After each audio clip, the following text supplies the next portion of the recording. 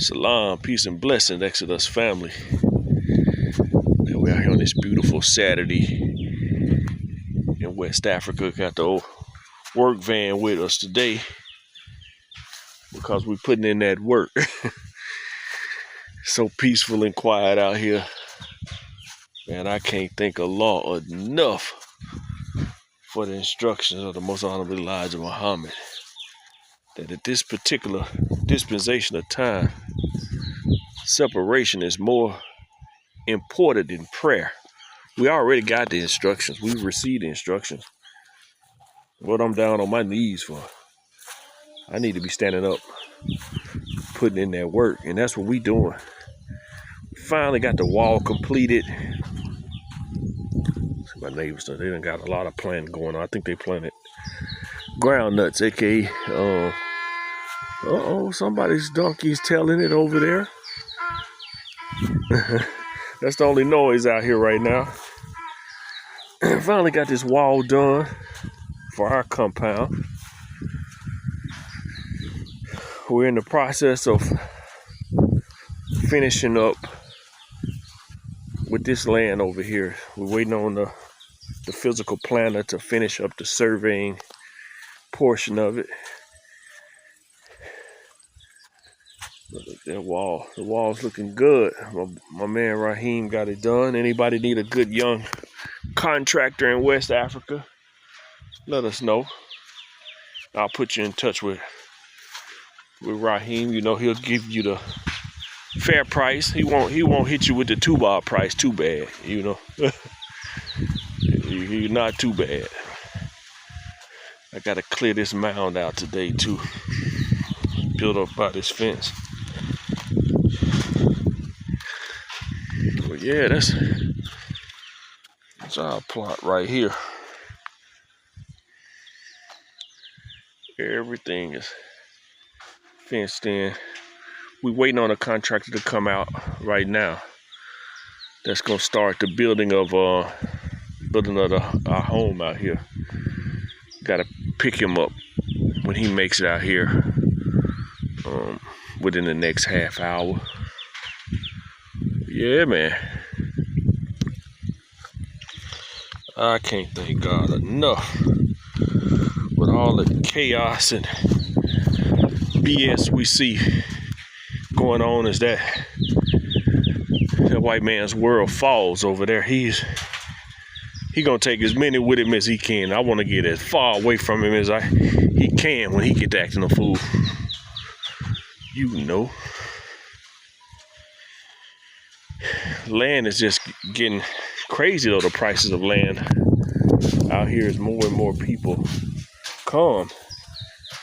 You know, you see a lot of people from Europe is coming. You know, where I'm at, this was a former British colony where they extracted as much resources as they could from here before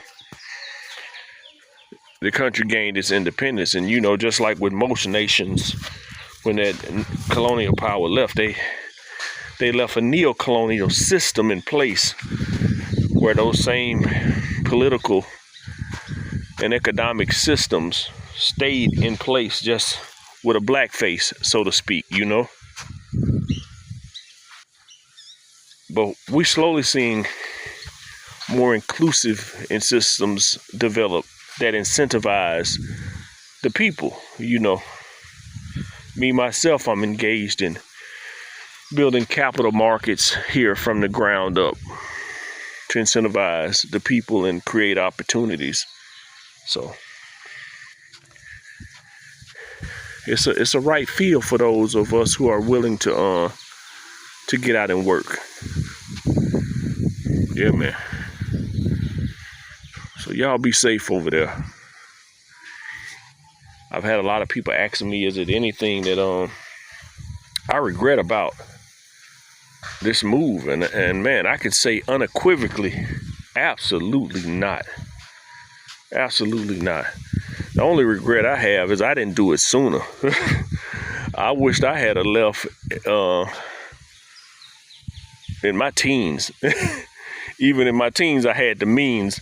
I just didn't have that base of knowledge. I didn't have the teachings of the Most Honorable Elijah Muhammad under my belt at that time. Because if I had them, I would have been gone. You hear me? Been living like the king of Zamunda. For sure, for sure. Look at a little goat walking down the street there. But yeah, man. Thing about it here that's different from there. There's no system of credit here. You know, anything you want, you gotta buy it. So people like, oh, the people are poor. Man, the people are rich because even if they don't have but $1, they have $1. They don't have no debt attached to it. So you're still better off than a man with $1 million, but he has $20 million worth of debt.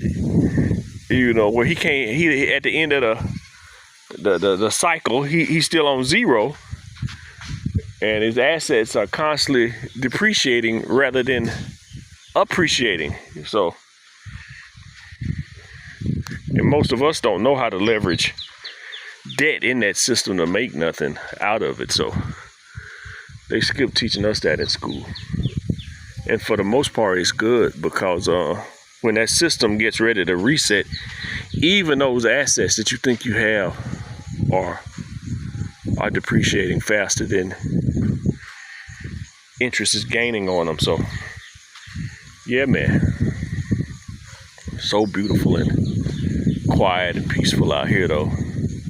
Every now and then you may hear a donkey, but other than that, all you hear is the birds. Yep. Nice cool breezes and mango trees. They done about picked them clean. Cashew. That's Dita. That's one of my favorite fruits right there. Yeah, man. Y'all be safe. Be blessed. Peace.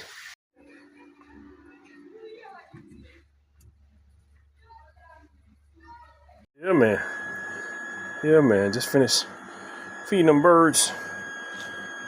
And we got 3 different varieties of pepper we got growing here, man. I'm excited about this. These are seed runs. These are seeds that we brought with us. They were old seeds, and my wife like, man, we got to pop them just to get some seeds before they get too old. That first big rascal there, man, that's a Turkish variety of pepper. Man, good for roasting, you know, with meats and whatnot. That second to in the middle one, that's a type of cayenne. Forget what it's called. That third one right there, that's called a Dragon's Claw cayenne. That thing it's really producing. I'm really liking it. I like the flavor. You know, I like it a lot. I think they're gonna like it here. They don't have it here.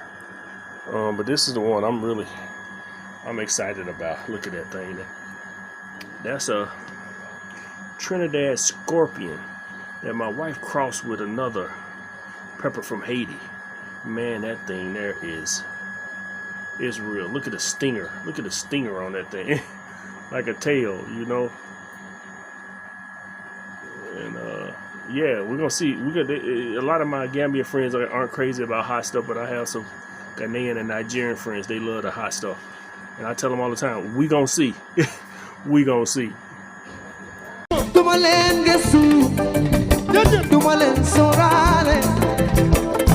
I don't get nax sa pays du man du yow du ñoom bilaay lépp yàlla la bay jëf ci yow buur bi rek moom mooy maye jëlaw na ka buur bi yàlla moom mi ubbi seen xol yi sol ci waali du ma mérité mukk